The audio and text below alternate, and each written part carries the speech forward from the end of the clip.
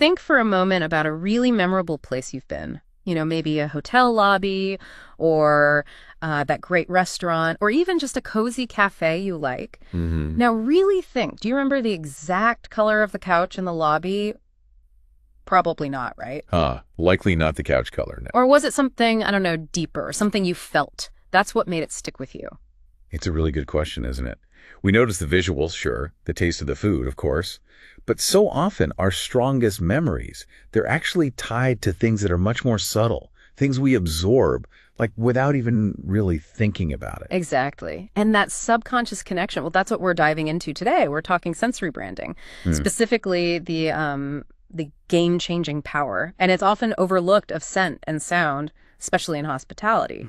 This deep dive, it's all about how businesses are moving beyond just, selling you something. They're trying to craft these really immersive, unforgettable experiences. Yeah. Engaging all the senses. Building those emotional connections and loyalty, ultimately. Yeah, genuine loyalty. And what's really interesting here is just how often these powerful elements get missed.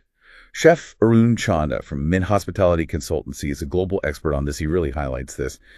Calls it a major blind spot for a lot of businesses. A blind spot. That makes sense. Yeah, they'll pour money into, stunning interiors, food that looks great on Instagram. And that stuff is important, obviously.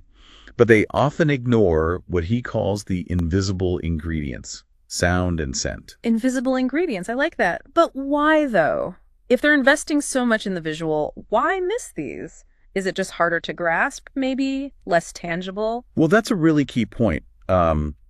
Historically, it's been tougher to, let's say, quantify the ROI on something like scent compared to, I don't know, a new menu item. Okay, harder to measure. Right. And there's often a lack of specialized knowledge, too. A lot of places just don't have someone who really gets sonic design or olfactory branding. So it becomes an afterthought. Yeah. Just decoration instead of a core part of the experience. Right. And Chef Chanda argues, look, when these invisible ingredients are off, it's not just unpleasant.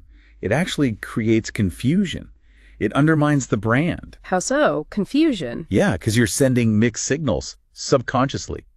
He says guests truly remember what their subconscious picks up on the background scent, the tone of the music, and the emotion that leaves behind. He actually calls this the sixth sense of hospitality. The sixth sense, that feeling that sticks with you long after you leave. It's less about logic, more about that subconscious feeling. Exactly, that resonance. It's a powerful differentiator. Okay, so let's unpack this then. Let's really break down the power of each of these senses, how they make those lasting impressions and even influence how we behave.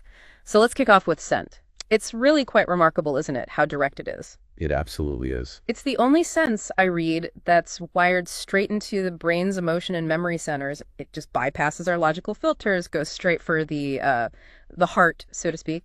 That's precisely where its unique power comes from.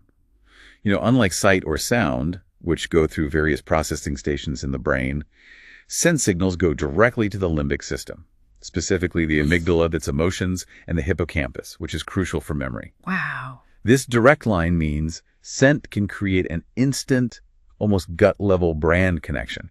It's why a certain smell can just zap you back to a specific moment or feeling, like incredibly vividly. It skips the analysis part. So your brand isn't just remembered, it's felt. Yeah. Deeply. Exactly. And the stats seem to back this up pretty strongly. People apparently remember 35% of what they smell. That's way more than sight or hearing or touch. Yeah, the recall percentage is higher, but it's also about the quality of that memory, isn't it? It's often much more emotionally charged. Right. So the potential for a lasting emotional connection is huge. A signature scent, it's not just, a fancy extra. It's about identity. Like how vanilla can feel comforting, safe, or citrus feels, fresh and energetic. And we see brands doing this brilliantly. Think Weston with their white tea scent. Oh, yeah. Everyone knows that one. Or St. Regis, they have Caroline's 400. These aren't just nice smells. They become these, olfactory signatures. Guests instantly link it to the brand. It builds loyalty, recognition. It's almost like a logo you can smell. A logo in the air? Yeah. Or like Hotel Monteleone in New Orleans. They use magnolia and jasmine, really tapping into the local culture. That's clever. But what's also really interesting, maybe even a bit surprising, is how scent can directly nudge our behavior, our decisions, not just memories. Absolutely. Pleasant scents can make guests linger longer, maybe explore more of the hotel or restaurant. Spend more money. Potentially, yeah.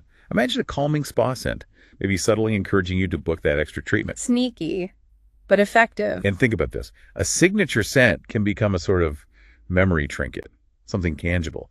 Guests can buy scented candles or amenities to take home. It instantly brings back that positive experience. And that's good business, too. Shangri-La apparently sells millions in scented products. Weston has thousands subscribing to get their white tea scent at home. It's smart.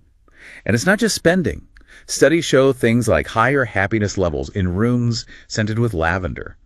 A good scent can even make guests perceive the service as being better. Really? Wow. But, and this is a big but, it's also tricky, scents are so subjective. True. What one person loves. Another might hate, or find irritating, or even trigger allergies.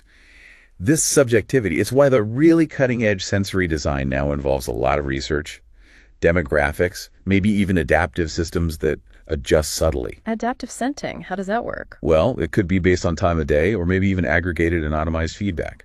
Plus, hotels really need to think about hypoallergenic options. And crucially, avoid scent oversaturation. Too much is just overwhelming. Brett, you don't want to walk into a wall of perfume. Exactly. Less is often more. And it needs to be cyclical. Cyclical. Oh, you mean because we get used to smells? That thing, a olfactory adaptation? Precisely. Sometimes called anosmia, informally. Your brain basically tunes out a constant smell after, say, 15, 20 minutes. So even the best signature scent needs careful delivery. How it's diffused, how subtle it is. Maybe even slight variations. Yes, all of that. It's crucial to keep it from just becoming background noise, or worse, an irritant. You need to maintain that subconscious connection gently. It's a delicate balance. Okay, so scent is this primal memory trigger. Incredibly powerful, but needs that careful touch. What about the other invisible ingredient Chef Chanda mentioned, sound? Right, sound. How does that shape our experience? Maybe in ways that are just as powerful, even if they feel a bit more subtle sometimes. Definitely.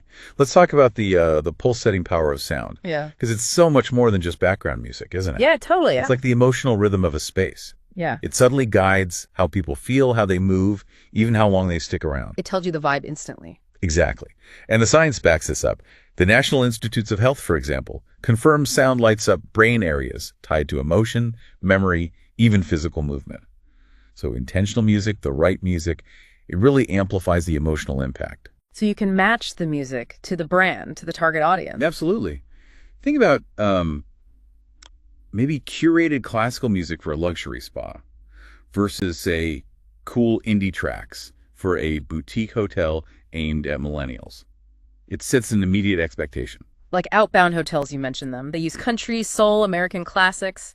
It fits their adventurous road trip vibe. And importantly, their music evolves through the day. It's not just one static playlist. It's dynamic, yeah. And that's not just about a mood, is it? It can connect you to the place itself, like that example of the new sound of Waikiki for the Outrigger Waikiki Beachcomber. Right, Makana's music. It grounds you in that location, reinforces that sense of place, that feeling of well-being.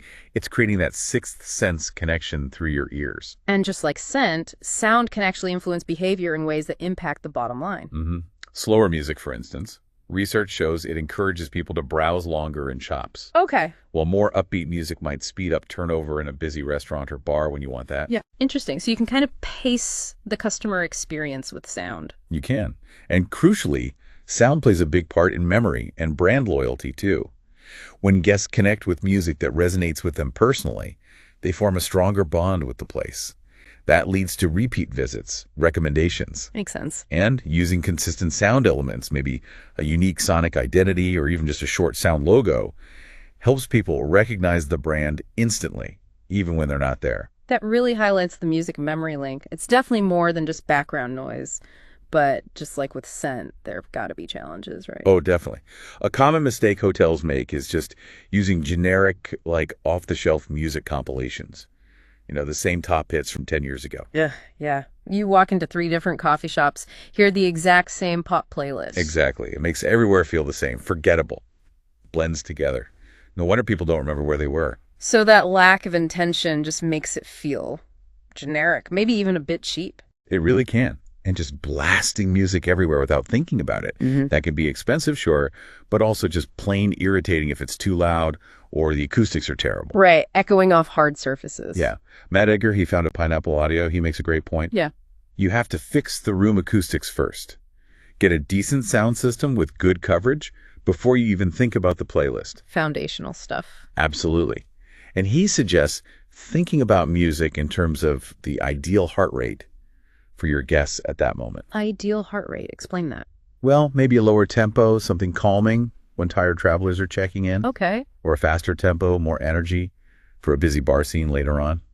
It's about designing an auditory journey through the space and through the day. Designing the auditory journey. I like that phrase. And consistency is important, but not sameness. Exactly. Not monotony. Yeah. Having different playlists for different times, maybe different zones, the lobby, the pool, the restaurant. It keeps things dynamic, evolving. So you don't hear the same song every single day at 6 p.m.? Please no. Yeah. Yeah, that variety, that evolution, it deepens that sixth sense connection as the guest moves through their experience. Okay, so if we bring all this together, scent, sound, when they align perfectly with everything else, the visuals, the food, the lighting, staff uniforms, even how food is plated. Right, when it all works in harmony. Then the space becomes truly immersive, cohesive, unforgettable. That's exactly what Chef Arun Chanda's consultancy, Mint Hospitality, helps clients do. Create a space guests don't just see, but feel. It's about orchestrating that whole sensory symphony. It really feels like this deep dive into sensory branding shows how hospitality businesses can, well, level up, move beyond just looking good to forge those deeper emotional ties, build real lasting loyalty. It feels like unlocking this hidden, powerful, competitive edge. It really boils down to this, I think. Yeah. Guests, in the end, they don't just remember what they ate or what the room looked like. They remember how they felt. Right. That feeling. And that feeling, it's woven into the very fabric of the space. By the sound, by the scent. It lives in the subconscious. That's the sixth sense. And that's why Chef Arun Chanda's call to action really hits home, doesn't it? Yeah, it's powerful. He pushes every business owner. Ask yourself, what should my space feel like? What should it sound like? What should it smell like? And he stresses, achieving this sensory harmony, it doesn't necessarily need huge budgets. Right. It needs big awareness, he says, Yeah. and deep intention. It's a compelling thought for any business, definitely. But, these ideas, they go way beyond just commercial spaces, don't they? How do you mean? Well, think about it. If a hotel's signature scent, like that Weston white tea, or a curated playlist like the new sound of Waikiki, can instantly take you back to a positive memory. Yeah. What about our own lives? What personal sensory signature could you maybe intentionally create in your own home? Or for important personal moments? Like using a specific scent when you want to relax? Or a certain type of music when you need to focus? Exactly. You could create and reinforce your own positive memory trinkets. That's interesting. So you could sort of design your memories, or at least design triggers for those good feelings. Kind of, allowing you to feel those experiences long after they're over. Really designing with all five senses working together. And maybe even tapping into that sixth one.